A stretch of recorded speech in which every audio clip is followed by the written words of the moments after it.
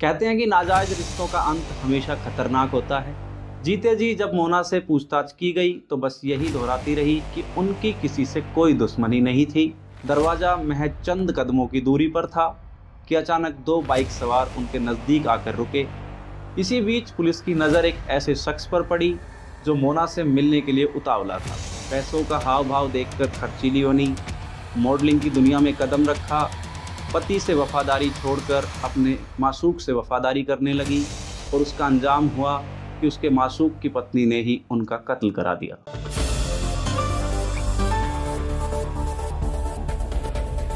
नमस्कार, आदाब, सत श्री अकाल। मेरे यानी कृष्णा अवतार दत्त के साथ आप देख रहे हैं दैनिक रेडियो पर क्राइम रिपोर्ट्स। कहते हैं कि नाजायज रिश्तों का अंत हमेशा खतरनाक होता है। ये कहावत पटना की मॉडल मोना राय उर्फ अनीता देवी की हत्या की गुत्थी सुलझाने में अहम कड़ी साबित हुई।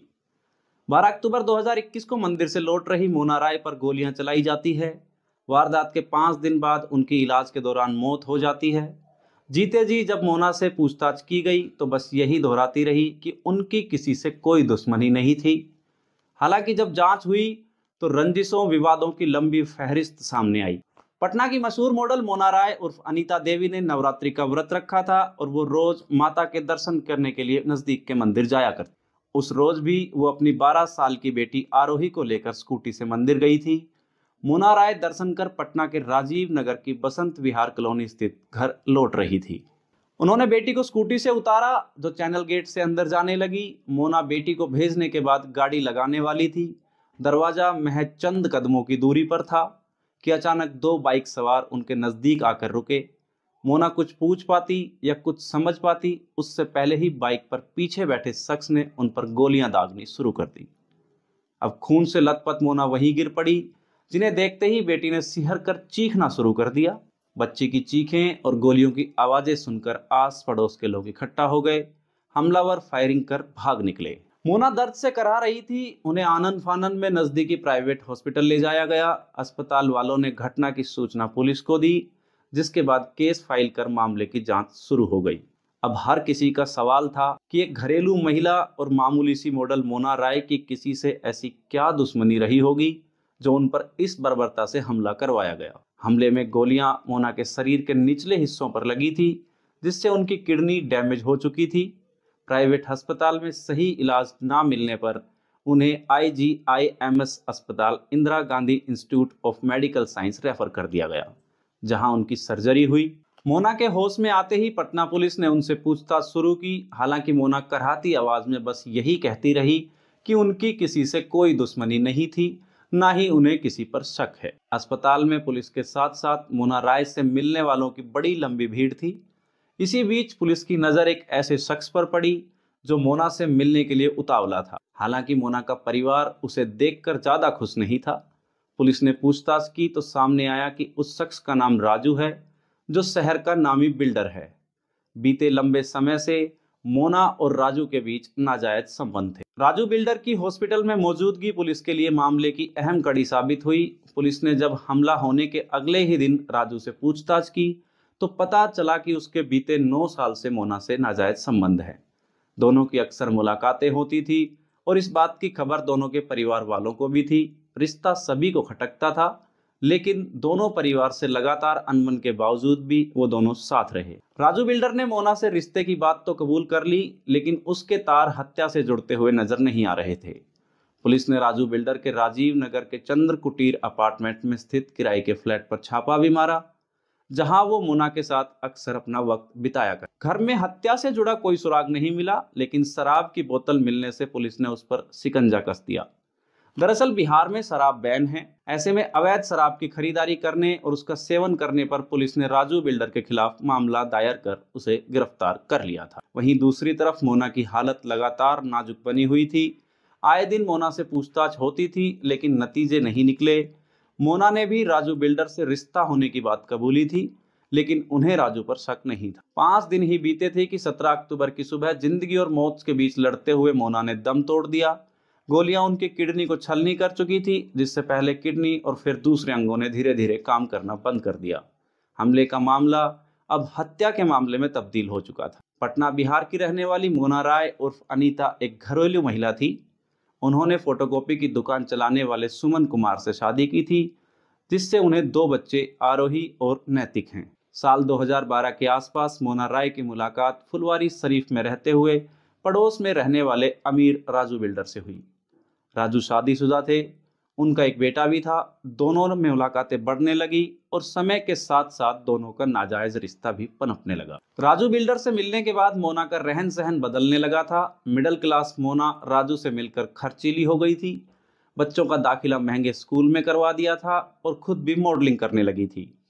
साल 2020 में उन्होंने मिसेज बिहार पेजेंट में भी हिस्सा लिया और टॉप 3 फाइनलिस्ट में रही।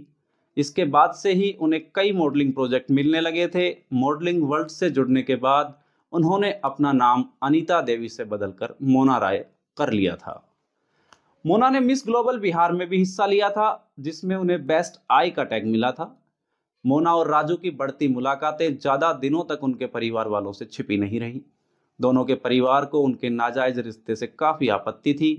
यही वजह रही कि मोना के पति सुमन अपने परिवार के साथ फुलवारी शरीफ के राजीव नगर के वसंत विहार शिफ्ट हो गए थे, जहां पर मोना की हत्या की गई थी।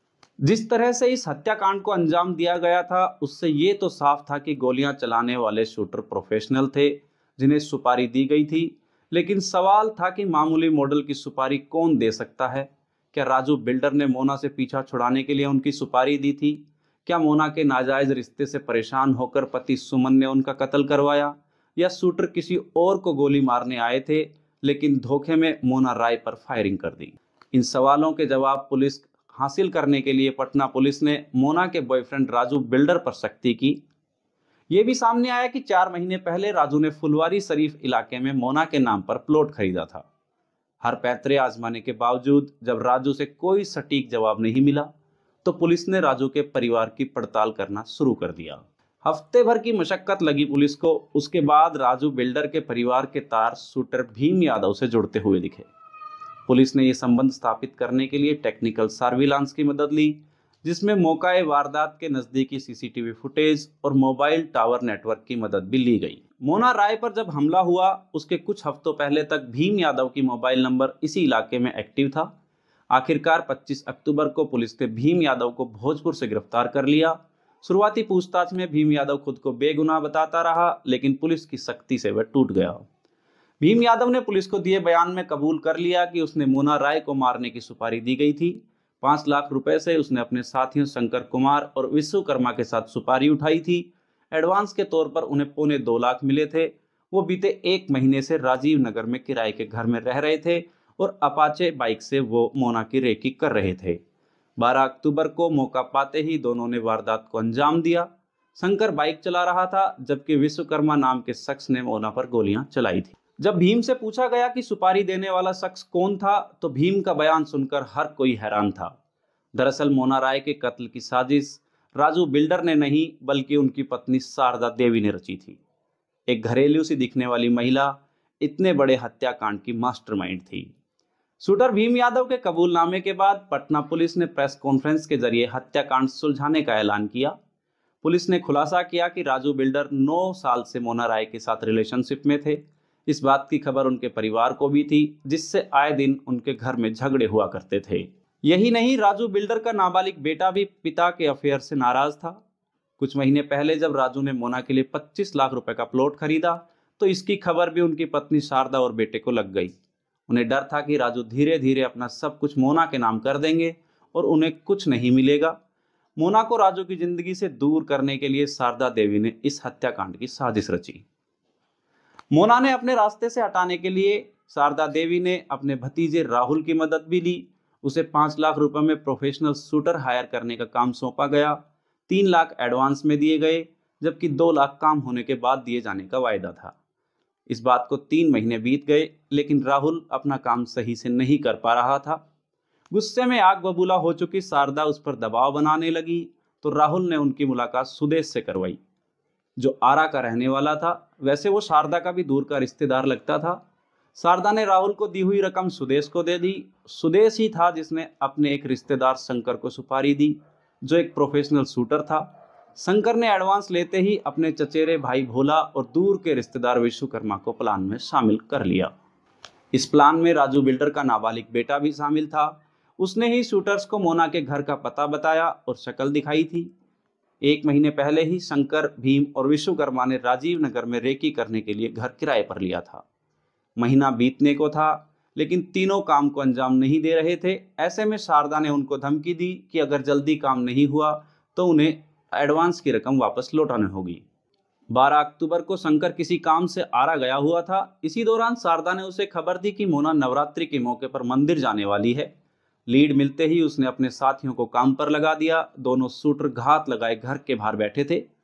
तभी मोना अपनी बेटी के साथ मंदिर से लौटी। दोनों ने मौका पाते ही उन पर गोलियां बरसा दी। भीम की गिरफ्तारी के बाद मोना पर गोलियां चलाने वाले शूटर विश्वकर्मा ने भी सरेंडर कर दिया, जबकि मामले में नामजद 5 आरोपी अब भी पुलिस की गिरफ्त से बाहर हैं। सभी की तलाश के लिए पटना पुलिस ने कई जगह छापेमारी की, लेकिन किसी की भी गिरफ्तारी नहीं हो सकी।